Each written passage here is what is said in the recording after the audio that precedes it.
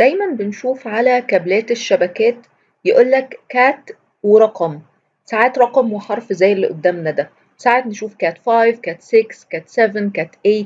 فاحنا النهاردة عايزين نعرف يعني ايه الكيبل كاتيجوري وايه الفروقات بين الارقام دي وازاي اختار الكاتيجوري المناسب للشبكة بتاعتي. قبل ما نتكلم في التفاصيل دي أحب أفكركم إن في كورس CCNA 200-301 هيبدأ أونلاين يوم 1/7 الساعة 9 مساء، مواعيده جمعة وسبت وتلات الساعة 9 بتوقيت مصر. اللي حابب ينضم يبعت لنا على رقم الواتساب وبنبعت له كل التفاصيل. ندخل في موضوعنا. يعني إيه كاتيجوري أو الكاتيجوري ده بيحدد إيه؟ كل رقم كاتيجوري يا جماعة بيحدد السرعة القصوى للكابل ده، التردد اللي بيشتغل عليه، قدرة الكابل إن هو يقلل التشويش، وأقصى مسافة ممكن يوصل لها الكابل ده بأعلى جودة من غير طبعا ما يفقد الميزة بتاعته أو الجودة بتاعة نقل الإشارة. فعايزة أكلمكم النهاردة كده عن أشهر الكاتيجوريز المتاحة علشان تقدر أنت تختار الكاتيجوري المناسبة لشبكتك. أول كاتيجوري هنتكلم فيها وهي الكات 5. الكات 5 يا جماعة مش مستخدم دلوقتي. ده شكل الكابل بتاعنا، طبعا كلهم بيتشاركوا في حتة إن هم عبارة عن كيبل بيرز أو واير بيرز، زي ما انتم شايفين اللي هم ال8 واير بتوع الشبكات، الأورنج والبلو والجرين والبراون. والمفروض إن اللي بيفرق بينهم بعد كده بقى السرعات والمسافات والكلام اللي احنا هنتكلم فيه. زي ما قلت لكم الكابل ده قديم مش مستخدم دلوقتي، سرعته كانت بتوصل ل 100 ميجا بت بير سكند، أقصى مسافة بيقدر يوصل لها هي ال 100 متر، مفهوش أصلا نويز كانسليشن. ده بالنسبة لتفاصيل الكات 5 كيبل. بعد كده عملوا عليه تعديل سموه الكات 5 اي، طبعا ده موجود دلوقتي من enhanced. الكات 5 هو enhanced للكات 5، سرعته 1 جيجا بت بير سكند، التردد بتاعه 100 ميجا هرتز. ده فيه نويز ريدكشن مش أعلى حاجة، بس بيكون أحسن طبعا من الكات 5 اللي كان ما فيهوش نويز ريدكشن خالص.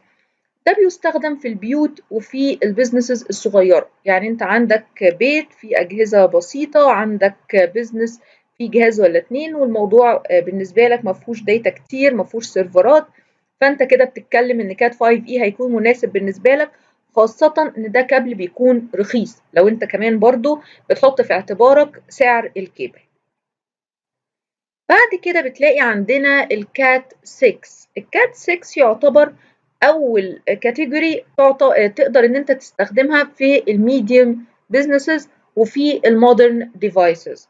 سرعته بتوصل ل 1 جيجا بت بير سكند لو احنا بنتكلم في مسافة 100 متر، إنما لو في مسافة أقل يعني زي 55 متر بتوصل سرعته ل 10 جيجا بت بير سكند، والتردد بتاعه 250 ميجا هرتز. النويز ريدكشن بتاعه أحسن كمان من ال 5 اي. عملوا منه برضو تعديل وسموه ال 6A Augmented، وده ميزته ان هو بيديك ال 10 جيجا ل 100 متر مش ل 55 متر بس، والتردد بتاعه 500 ميجا هرتز، وكمان في شيلدنج. بصوا يا جماعة الفرق بينه وبين الكات 6 العادي، كده كده انا عندي الواير بيرز، بس شوفوا هنا هتلاقوا في طبقة شيلدنج موجودة مش موجودة في الكات 6، والشيلدنج ده بيبقى كويس جدا في النويز ريدكشن. ده كويس جدا برضو للسيرفرز، بس للشركات المش كبيرة قوي، يعني مش عدد كبير من السيرفرز او داتا سنتر او كده. الأعلى منه هو الكات 7، ده بيديك برضو 10 جيجا بت بير سكند والتردد بتاعه 600 ميجا، بس الشيلدنج بتاعه عالي جدا.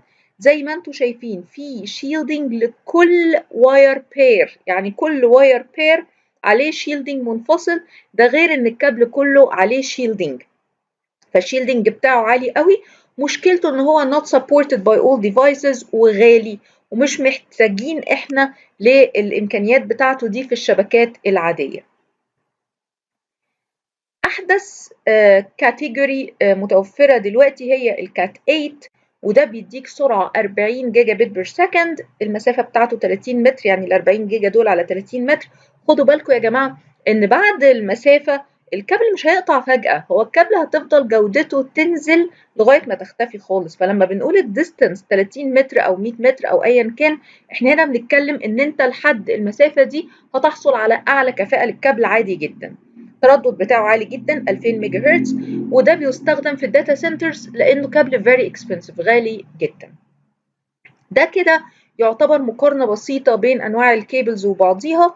وهنا أنا جايبة لكم إنك تقدر هنا تعمل كده باوز وتقدر تشوف المقارنة بين أنواع الكابلات كده وبعضيها. هتلاقي من أول الكات 5 وال5 اي وال6 وال6 اي وال7 وال8 اللي احنا اتكلمنا فيهم النهاردة، وهتشوف المسافات بتاعتهم والترددات والأسعار وقدرتهم على تجنب التشويش.